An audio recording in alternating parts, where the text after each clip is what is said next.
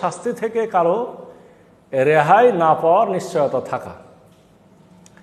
আইন সার্বিক কল্যাণ বয়ে আনতে হলে অপরাধ করলে কেউ শাস্তি থেকে রেহাই না পাওয়ার নিশ্চয়তা থাকতে হবে, তা না হলে অপরাধীরা অপরাধ করতে সাহস পাবে।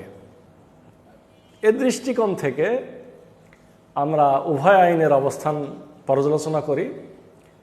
প্রথম হলো মানবরচিত আইন। মানবরচিত আইনে যেহেতু বিচার হবে এক স্তরে, অর্থাৎ দুনিয়াতে শুধু বিচার হবে এবং বিচারক ও তথ্য সংগ্রহকারীরা হবে মানুষ, তাই সেখানে সকল অপরাধীকে ধরে বিচারের সম্মুখীন করা অসম্ভব।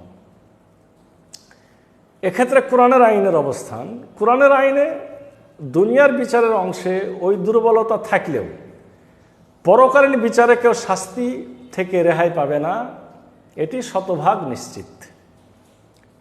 তবে বহুল প্রচারিত একটি কথা, বড় অপরাধীরা অর্থাৎ কবিরা গুনাহগার সংখ্যা ব্যাপকভাবে বাড়িয়ে দিয়ে মুসলিম দেশগুলোকে দারুণভাবে অশান্তিময় করেছে, সে কথাটি হলো কবিরা গুনাহসহ মৃত্যুবরণকারী মুমিন ব্যক্তিরা কিছুকাল জাহান্নামের শাস্তি ভোগ করে চিরকালের জন্য জান্নাত পাবে।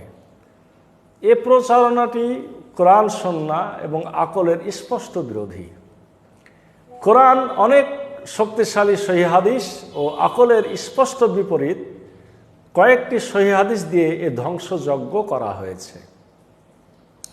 তাই এ দৃষ্টিকোণ থেকেও কোরআনের আইন অধিক যুক্তিসঙ্গত ও কল্যাণকর।